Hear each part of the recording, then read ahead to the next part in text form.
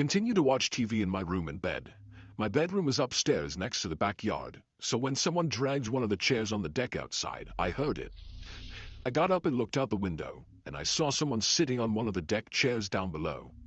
I called Molly's name thinking it was her. After all, she'd only left under 10 minutes ago. Whoever it was looked up at me, but it wasn't Molly. I immediately pulled away from the window to hide. It was not anybody I recognized. Not in the darkness, at least. I texted a few close friends in our group chat if it was one of them messing with me. The ones who answered all said no, and asked what I was talking about. I didn't really believe any of my friends would come to my house to mess with me like that anyway. Scared shitless but still curious, I slowly walked back over to the window to look down again, and that person was still sitting in the chair, looking up at my window. It was a he, that much was clear, and he definitely saw me. I hurried away from the window again to turn off the TV. I sat in my bed in a ball basically, with my arms wrapped around my knees. I waited in darkness for a while.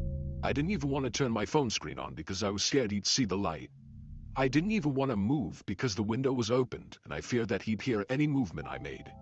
I wanted him to assume I was just no longer in the bedroom. I waited enough time. It had to be a solid 5 minutes of just sitting there. I highly doubted that man outside could still be there. I finally mustered up the courage to get up and look out the window.